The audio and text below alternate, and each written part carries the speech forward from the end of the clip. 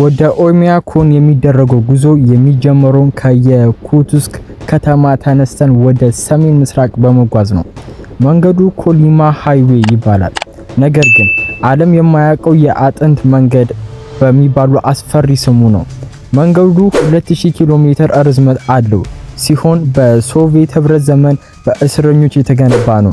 በወቅቱ ቅዝቃዜው በጣም አስከፊ ስለነበር መንገዶቹ ሲሰሩ የሞቱ በሺዎች የሚቆጠሩ እስረኞች መሬቱ ስለማይቆፈር እዚያው ከመንገዱ ስር ነው የተቀበሩት።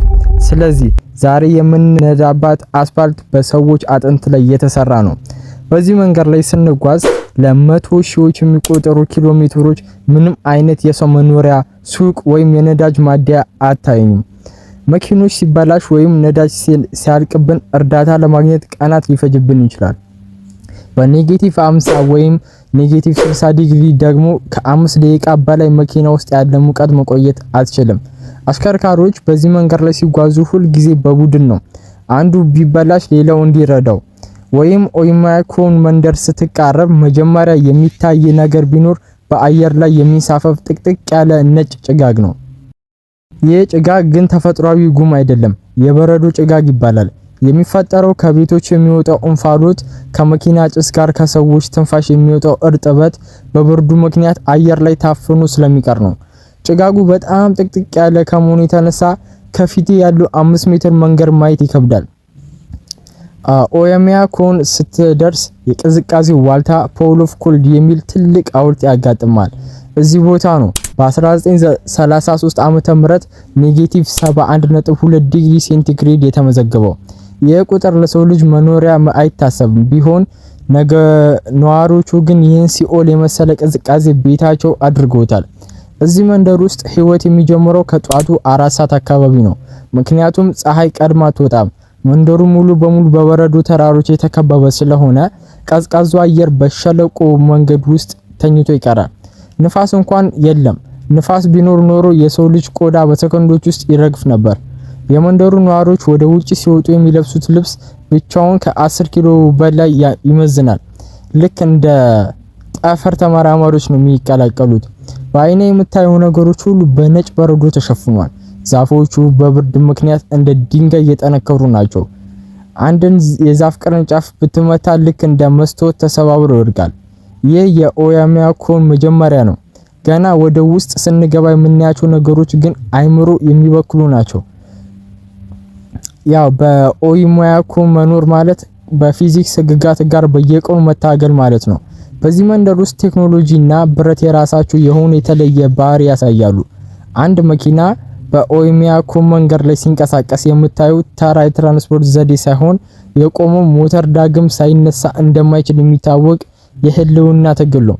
አሽከርካሪዎች መኪናቸውን ጥቅምት ወር ላይ ካስነሱት በኋላ እስከ መጋቢት ወር ድረስ ለሰከንድ እንኳን አያጠፉትም።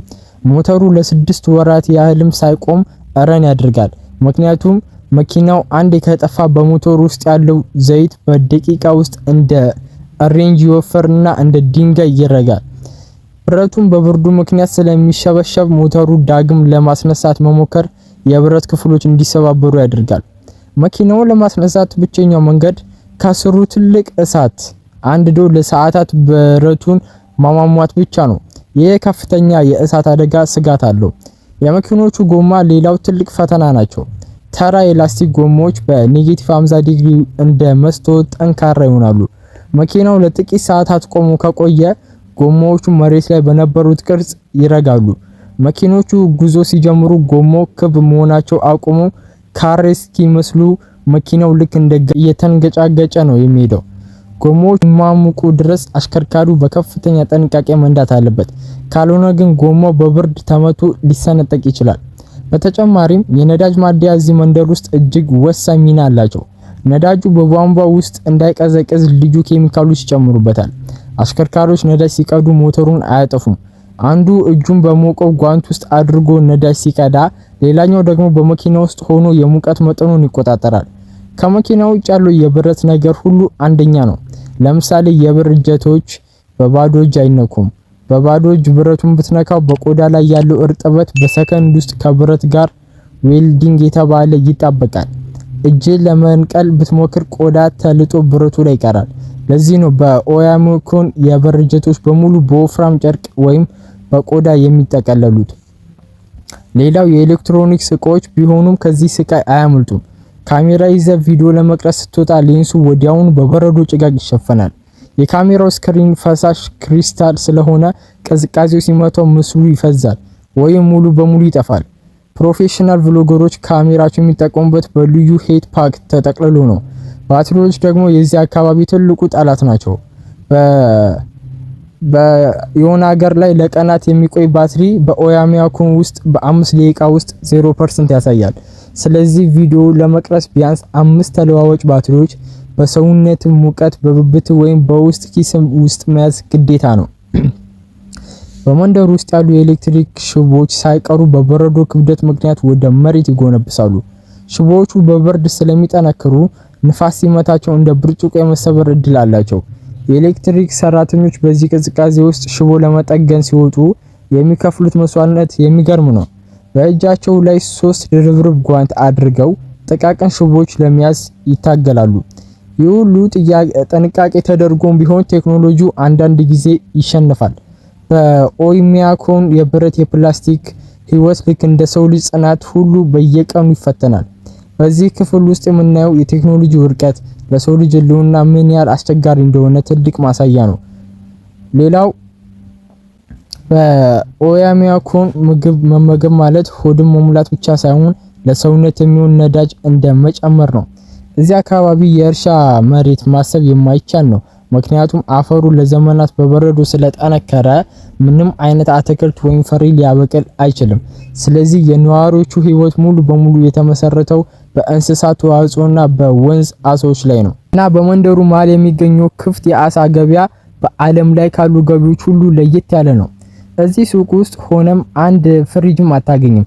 ምክንያቱም ውጭ ያለው አየር ከማንኛውም ኢንዱስትሪ ማቀዝቀዣ በበለጠ አሳው እንደ ድንጋይ ያጠነክሯል። አሳ አጥማጆች ኢንዲጊርካ ከተባለ ወንዝ አሳው ልክ እንደ አወጡት አየር ላይ ያለው ቅዝቃዜ በሰከንዶች ውስጥ በረዶ ያደርጓል። ገበያው ላይ አሳዎቹ ልክ እንደ እንጨት ተደርድረው ይሸጣሉ። ገዢው የሚፈልገው መጠን ሲመርጥ ሻጩ የሚቆርጠውን በቢላ ሳይሆን በገጀራ ወይም በትንሽ መጋዝ ነው። የኦያሜኮን ሰዎች ስትሮጋኒና የተባለ ባህላዊ ምግብ አላቸው።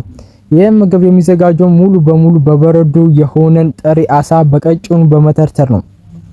አሳው ሳይቀልጥ በረዶ ሆኖ ሳለ በሹል ቢላ እንደ ቺፕስ እየተጠረበ በጨውና በቁንዶ በርበሬ ይበላል።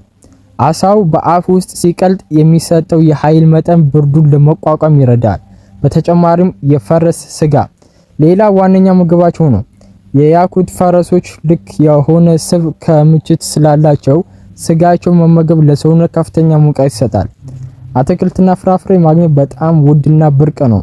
ከሩቅ ቦታ በአውሮፕላን ስለሚመጡ 1 ኪሎ ፖም ከስጋ በላይ ዋጋ ሊያወጣ ይችላል። ሰዎች ብዙ ጊዜ የቤሪ ፍሬዎች በበጋ ወቅት ይጠቀማሉ። እነዚያም ፍሬዎች የሚቀመጡት በረዶ ውስጥ ተቀብረው ነው። በዚህ መንደር ውስጥ የውሃ አቅርቦት ሌላው ትልቅ ፈተና ነው። ቧንቧዎች በበረዶ ጫና ስለሚፈነዱ ሰዎች ውሃ የሚያገኙት ከወንዝ ነው። ግዙፍ የበረዶ ግጋሮች በምሳር እየቆረጡ በጋሪ ወደ ቤታቸው ይወስዳሉ። እነዚያን የበረዶ ድንጋዮች አቤት ውስጥ ባሉ ማሞቂያ አጠገብ በማስቀመጥ እንዲቀልጡ ያደርጋሉ። ያ የሚገኘው ውሃ ለጠጅ፣ ለምግብና ለጽዳት አገልግሎት ይውላል።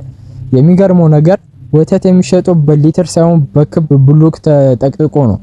ላሟ ልክ እንደታለበች ወተቱ ወዲያውኑ ወደ በረዶነት ስለሚቀየር ሰዎች ወተቱን እንደ ጠንካራ ድንጋይ በጆንያ ይዘውት ይሄዳሉ። ቤት ሲገቡ ደግሞ አቅልጠው ይጠጡታል። ይህ በረዶ ወደ ምግብነት የመለወጥ ጥበብ የኦያሜኮን ሰዎች በተፈጥሮ ላይ ያላቸው የበላይነት ያሳያል። ምግብ መብላት እዚህ ቦታ ግዴታ እንጂ ምርጫ አይደለም። በቂ ስብና ፕሮቲን የሌለው ሰው ሰውነቱ ሙቀት ለማመንጨት ስለሚቸገር ለሃይፖቴርሚያ ለሰውነት ሙቀት መቀነስ አደጋ ይጋለጣል። ስለዚህ እያንዳንዱ ጉርሻ ለህልውና የሚደረግ ትግል አካል ነው። ሌላው የሚስጥርና የህንጾች አገነባብ በኦያሜኮን መሬት እግር ላይ ስታስቀምጥ የምታቆመው በተራ አፈር ላይ ሳይሆን ለሺህ ዓመታት በረዶ ሆኖ በጠነከረ ፐርፎርማንስ ላይ ነው። ይህ መሬት ልክ እንደ አልማዝ የጠነከረ በመሆኑ በክረምት ወቅት በቁፋሮ ማሽን እንኳን ሊሰበር አይችልም። ሆኖም ይህ ጠንካራ መሬት ለከተማ መሐንዲሶች ትልቅ የራስ ምታት ነው። የሚገርመው ነገር በኦያሜያኮን አንዳንድ ቤት በቀጥታ መሬት ላይ መስራት በፍጹም አይቻልም። ምክንያቱም ቤቱ ውስጥ የሚፈጠሩ ሙቀት ወደ መሬቱ ሰርጎ በመግባት ከቤቱ ስር ያለውን የዘመናት በረዶ ያቀልጧል። በረዶው ሲቀልጥ ደግሞ መሬቱ ወደ ጭቃነት ስለሚቀየር ግዙፍ ህንጻ ወደ መርከብ እንደ ውስጥ ሰምጦ ይፈርሳል። ለዚህ ነው በኦያሜያኮን የሚገኙ ሁሉም ቤቶች ከመሬት ቢያንስ 1 እስከ 2 ሜትር ከፍ ብለው በኮንክሪት ወይም በጠንካራ እንጨት ምሰሶች ላይ የሚሰሩት። ይህ ከፍተኛ ቀዝቃዛው አየር በቤቱ ስር እንዲያልፍ በማድረግ መሬቱ ሁል ጊዜ በረዶ ሆኖ እንዲቀጥል ይረዳዋል። የመጸዳጃ ቤትና ፍሳሽ ማስወገጃ ዝርጋታ ሌላው አስገራሚ ፈተና ነው። በየመንደሩ ውስጥ የከርሰ ምድር ቧንቧ መቅበር አይታሰብም። ምክንያቱም መሬቱ ስለማይታረስና ቧንቧ ውስጥ ያለውን ፈሳሽ በቅጽበት በረዶ ሆኖ ስለሚፈነዳ ነው። ስለዚህ ውሃና የጋዝ ቧንቧዎች በሙሉ በከፍተኛ አየር ላይ ተንጠልጥለው ይታያሉ። እነዚህ ቧንቧዎች እንዳይቀዘቅዙ በወፍራም የሙቀት መከላከያ ጨርቆች ተጠቅልለውና በውስጣቸው የሚፈስ ፈሳሽ እንዳይቆም በከፍተኛ ግፊት ይገፋሉ። በኦያሜያኮን የሚገኙ አብዛኞቹ ቤቶች የተገነቡት ከወፍራም ላርች ከሚባል የእንጨት ዝርያ ነው። ይህ የእንጨት ቅዝቃዜም ለመከላከል በጣም አቅም አለው። የቤቶቹ መስኮቶች ከ3 እስከ 4 ድርብርብ መስታወቶች አሏቸው። ይህ ውጭ ያለው መርፌ የሚመስል ብርድ ወደ ውስጥ እንዳይገባ ለማገዝ ነው። የቤቱ ደጃፍ ላይም 2 ወይም 3 በሮች አሉ። እያንዳንዱን ከፍተ ስትገባ ሌሎች ተዘግቶ ሙቀቱ እንዲያወጣ ይከለከላል። የሚገርመው ነገር በመንደር ውስጥ ለሚገኙ ወይም ለሚኖሩ የቤት እንስሳ የሚሰሩ በረቶች ሳይቀሩ ልዩ ጥንቃቄ ይደረግላቸዋል። ላሞችና ፈረሶች የሚቆዩበት ቦታ በከሰል ወይም በኤሌክትሪክ የሚሞቅ ሲሆን ግድግዳዎቹም በደረቅ ሳርና በቆዳ ተሸፍኖ ሙቀት እንዲጠብቁ ይደረጋል። መሬቱ የቀዘቀዘ ድንጋይ ቢሆንም ነዋሪዎቹ በጥበባቸው መሬቱን ሳይነኩ በላይ ላይ ሞቅ ያለ ህይወት መፍጠር ችሏል። በዚህ ክፍል የምናየው የህንጻ ጥበብ የሰው ልጅ ከተፈጥሮ ጋር ሳይጋጭ እንዴት ተስማምቶ መኖር እንደሚችል የሚያሳይ ትልቅ ትምህርት ነው። መሬቱ ባይፈቀድም የኦያሜያኮን ሰዎች ግን በምሰሶ ላይ ቆመው ዓለምን ያስደንቃሉ። የዛሬው ቪዲዮ ይሄን ይመስል ነበረ። ሀሳብ አስተያየታችሁን ኮሜንት ላይ አስፍሩን። ላይክ፣ ሼር፣ ሰብስክራይብ በማድረግ የቤተሰባችን አባል ሆኑ። ይመቻችሁ። በሌላ ቪዲዮ እስክንገናኝ